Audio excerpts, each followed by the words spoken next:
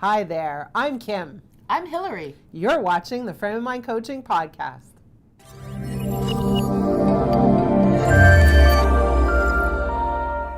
Welcome everyone to the Frame of Mind Coaching Podcast. Kim, are you there? I am here, I am seated, I am in front of you and ready to rock and roll. Awesome. I'm really excited to be here with you today. For the past couple of years, I've been asking for what would Kim say podcast kind of vibe, because your coaching is so unbelievable. I think we need to share it with the world. Well, let's go. What do you got for me? Awesome. Well, I have this journal that's got me stumped, and I'm super excited to go through it with you. But first, I have a couple of questions. Okay. So I have this scenario. I have a friend who was talking to me the other day, and her issue is that she feels like she's constantly yelling at her kids because they're not listening to her. Is that a friend? And that is a friend. Okay. I've worked on that issue. But she doesn't like when she escalates. She's frustrated with herself, but she doesn't know how to manage her kids. What would you say to her? What kind of advice would you give her? So this is a very interesting question, even in the way that you phrase the question. What you said is she doesn't know how to manage her kids. The truth is she's not doing a good job managing herself.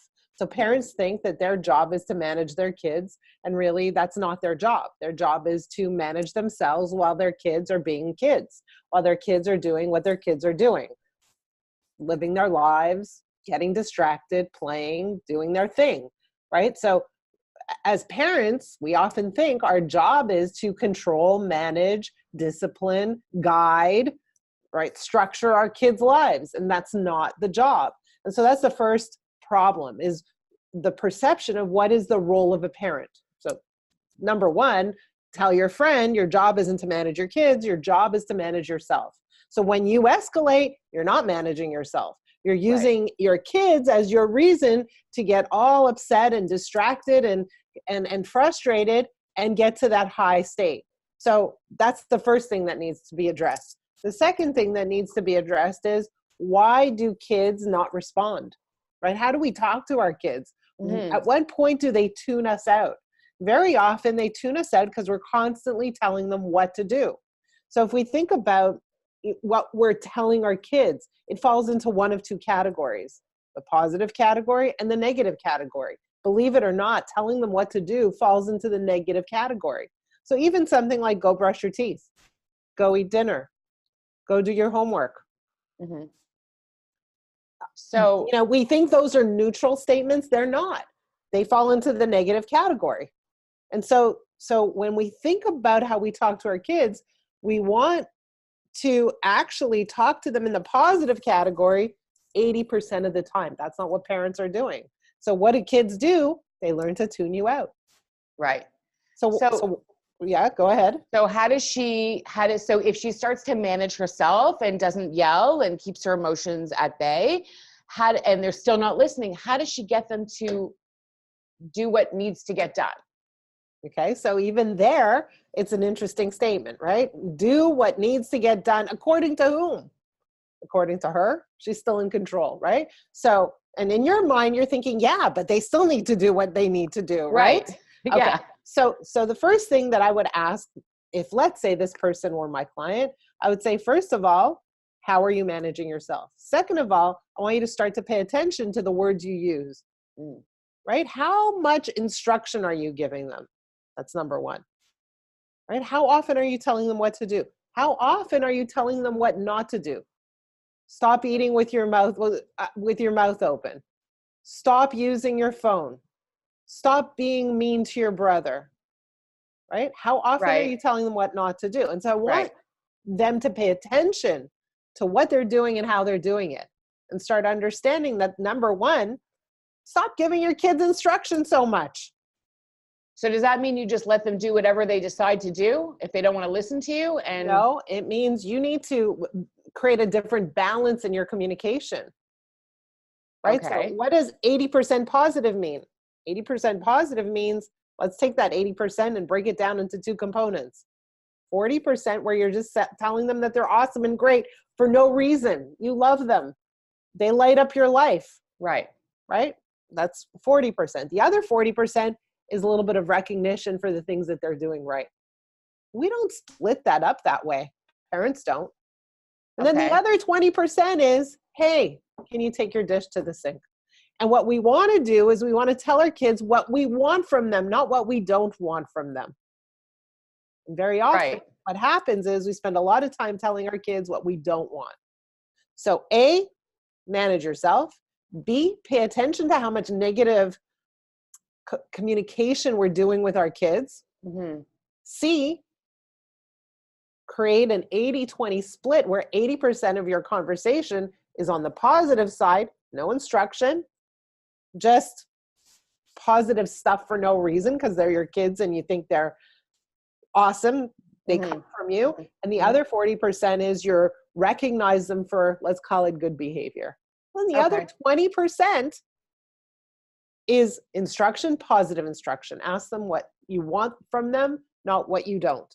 So if you, let's say, take 10 pennies and you stick them in your pocket, and every time you give them instruction, you move it to the other pocket, you'll start to notice where you're really leaning. Right. Okay. So you think that giving them a lot of positive communication and feedback will, they'll naturally just start to listen. It'll change their resistance level to you, to hearing you? Well, first of all, when they know you see them in a good way, in a good light, they want to hang out with you more. Your influence goes up. Right. And when your influence goes up and you ask them once in a while to do something, they're much more likely to do it. Okay, good. Well, I'll pass that advice on. Thank you.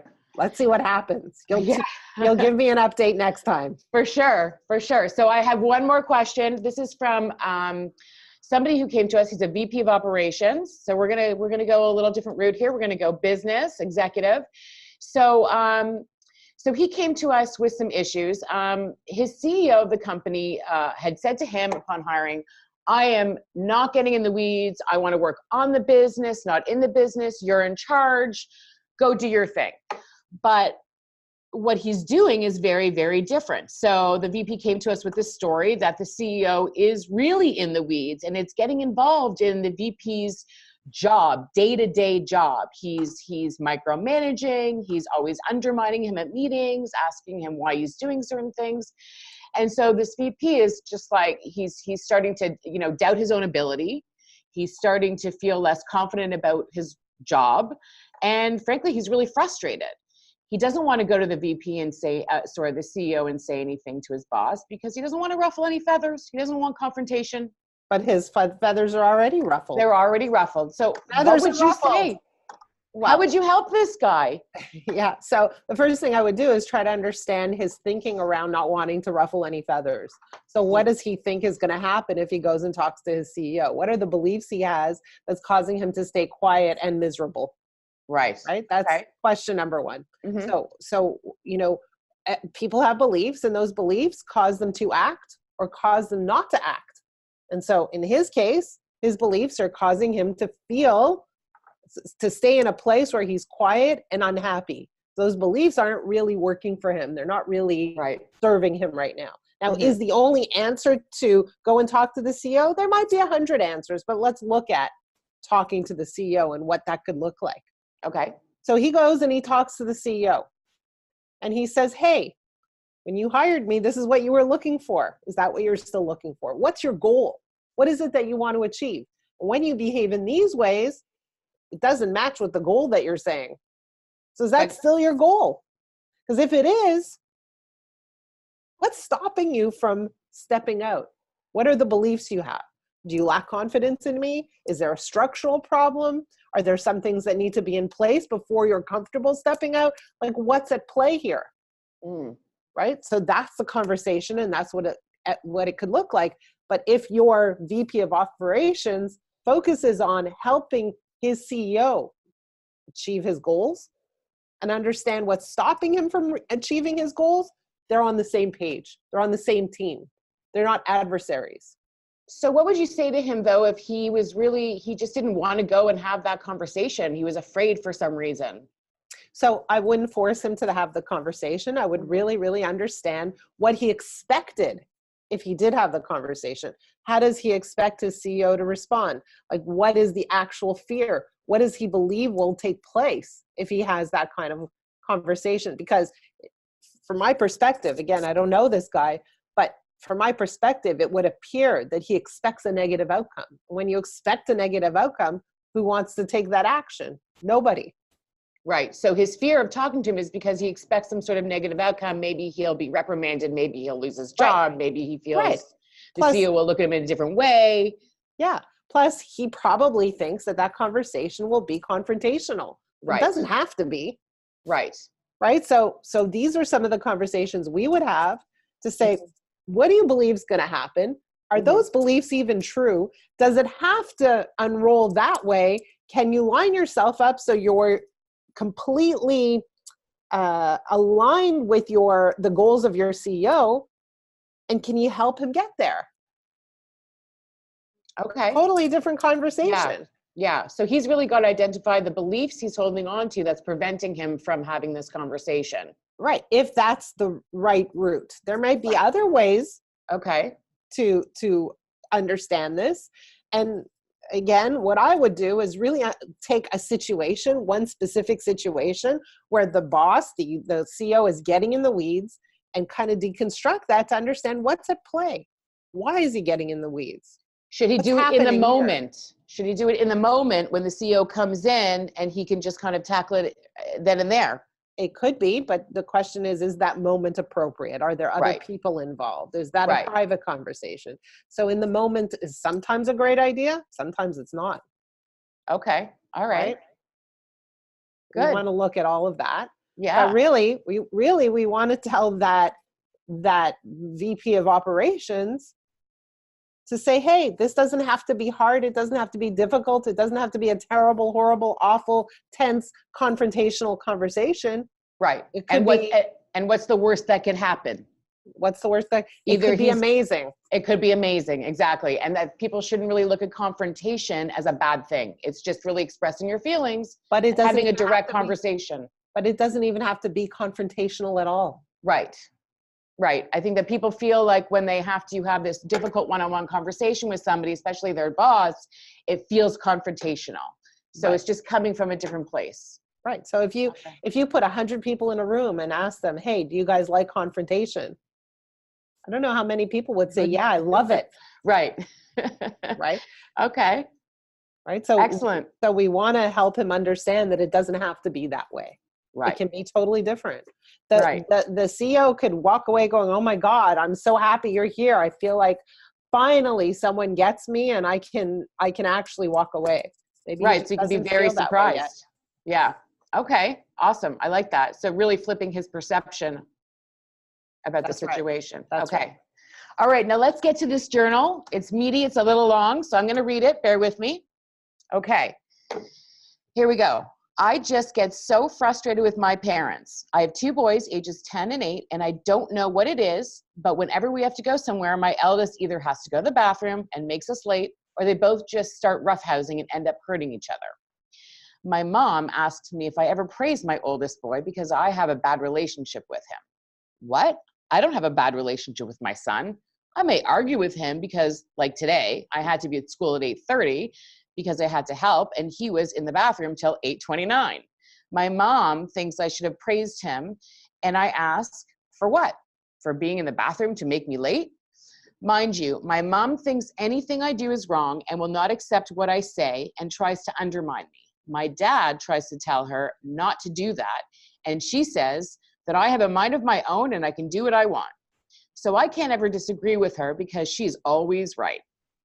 She does step over boundaries a lot, and I have to carry a bubble around me. But honestly, if I say something she doesn't like, we argue, and then she'll say something I don't agree with, and then she goes on and on and on and won't stop talking. She may still talk about it 2 or 3 days later. It is just so aggravating, and she just called me now asking how my oldest son was because she knew we were running late today.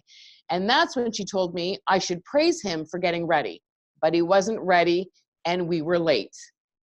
So I should praise him for when he makes me late, or praise him when he hurts his brother when they're getting all hyped up for some reason because we're leaving?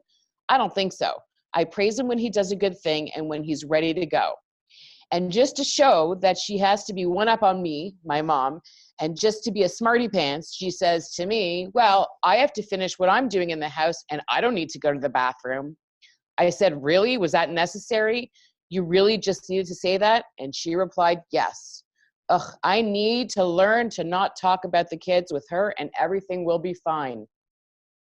Wow. What do you make of that one? I see a lot going on here, but we're going to ask the expert, Kim. So for me, it's a bit of a funny, humorous journal because you have two kids.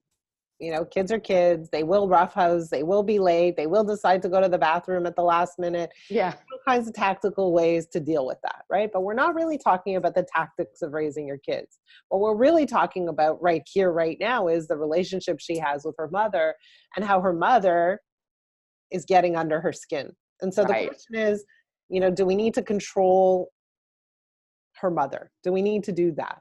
Do we need to create boundaries? Do we need to create rules and regulations for what the mother is allowed to say and do, for the mother's comments, for the mother's input? You know, what's the real question at play?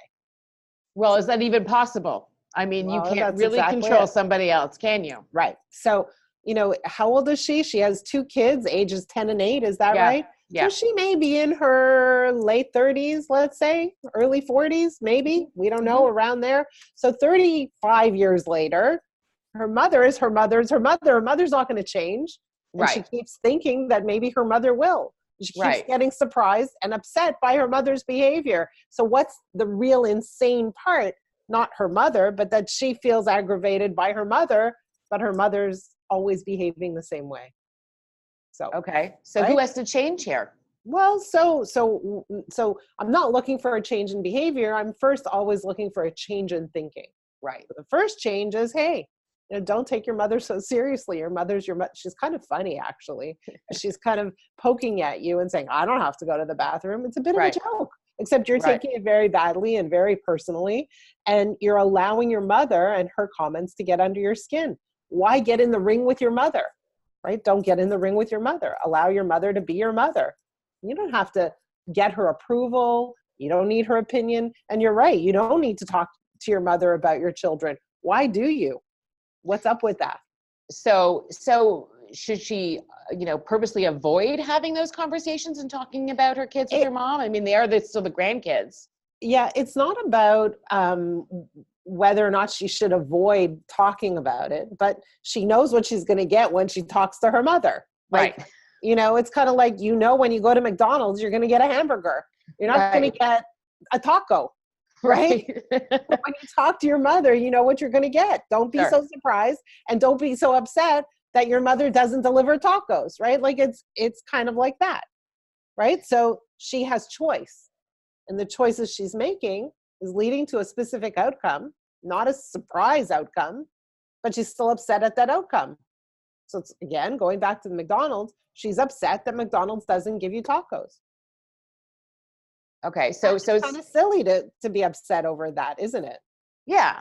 So she really just needs to kind of accept that this is who her mother is and just take it with a grain of salt. Is that's one option. Another option is to say, yeah, I'm not going to talk to my mother about my kids. It's another option. But what we're really saying is, hey, you are in control of your emotional state. Your mother's not going to change. So you either don't talk to your mother about these things, or when you do talk to her and she answers with, you know, a little bite, you take it lightly, because your mother is your mother is your mother is your mother. Right. So don't really allow her mother's attitude or opinions to really get inside of her and affect her in a deep way and change her mood. Exactly. So, you know, for me, the mother's a bit funny. The mother's she actually has a sense of humor, but this woman is not seeing that at all. No, she's frustrated. Not everybody's as chill as you are, though, Kim. Well, but the other piece of it is that she's perceiving her mother as criticizing her. Right. So how do we flip her thinking? What would you tell her? How would you coach her? Well, again, is that actually really criticism? And interestingly enough, like, her mother is saying, you should praise your kid. Right? There's a bit of irony there. Is her mother praising her? Right. So, like, it's humorous, right? It's a bit funny. And Okay, so that's interesting. That's an interesting link. should we take these words so seriously?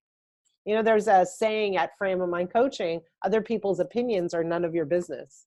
And so we Right. take what other people say and we let them really get under our skin and really bother us. We want to train her not to do that. Not to do Another that. piece in this journal that to me is very interesting. I hope you're going to bring it up. So question of, Yes, a question about boundaries. right. Should she put up some boundaries with her mother? Right, good question. So a lot of people in the world have this thought that they should create healthy boundaries. But what is a boundary? A boundary is like a wall that you put up that says you're not allowed to cross this line. And so when you put up a boundary, you're focused on what you don't want.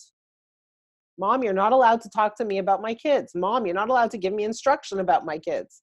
Mom, you're not allowed to criticize me. All the things she's not allowed to do, and you're focused on what you don't want instead of being focused on what you do want.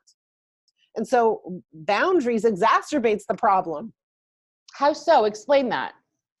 Well, so if I tell you, look, I don't want you to talk to me negatively about my kids, it doesn't give you what I do want. It just points out all the things I don't want. And it creates this resistance, right? What you resist persists. Right. So I'm resisting your criticism rather than saying, hey, you know, you think it's a good idea to praise your kids. I think you're right. I'm going to praise my kids. How about if you praise yours? Right. That's awesome. I like that. Ask That's a for good what shift. you want. Ask for what you want instead of identifying what you don't. And what boundaries does is not only keep you focused on what you don't want, it keeps you trapped in these boundaries. These rules. Yeah. These rules, these walls. You're protecting yourself against what you don't want. I don't want anybody to do that. I want them to literally turn around and head in the direction of what they do want. That's what I want for my clients. Identify what you want, point yourself in that direction, ask for it. So do you think if she makes a shift with her behavior in terms of how she responds to her mother and just is more accepting and laughs it off, do you think her mother will make a shift? Do you think she'll notice? But before she makes a behavioral shift, it's very hard to make a thinking shift, right? Exactly. She needs to make a thinking shift. Why? Because if I ask her to behave differently, but in the back of her head, she's going, yeah, but my mother is criticizing me. I shouldn't do that. Right? If that's what's happening, it's not going to change. She's going to still feel aggravated and upset. And she's going to feel like she's faking it, like she's faking this pretend positivity. And we don't want anybody to pretend being positive. We want them to understand what's happening and take full responsibility for their own emotional well-being and help her understand her mother's not going to change. And your emotional well-being comes from a place of, or rather your frustration comes from the idea that, well, my mother shouldn't do that. My mother shouldn't behave like that. But your mother does. Now what? Right. So look inside and change the way you respond and allow how you allow it to affect you. Exactly. So you're responsible for you. Your mother's responsible for her. And what you're getting from your mother, you're interpreting, you're taking in a way that's causing you to suffer. It's not working. Right. No, it's not. Is it making you a better parent? No. Is it making you a better daughter? No. Is it making your relationship with your mother more effective? No. No. Is it making you more confident? No. Is it causing you to feel more peace? No. Yeah. Okay. Wow, that's great. That's heavy stuff there. It's just the beginning. Yeah, just the beginning. All right. Well, I love this conversation, Kim, and I can't wait to do more of these podcasts where we can help people and get that knowledge of frame of mind coaching out there, all of our principles and concepts. To learn more about frame of mind coaching, check out www.frameofmindcoaching.com. We have tons of resources there. We also offer a complimentary coaching call for those who are interested in learning about our methodology and get a feel for, how we coach. So feel free to take that action and go on our website. Thanks so much. It's been so much fun, Kim. Until we meet again. Yes, until we meet again.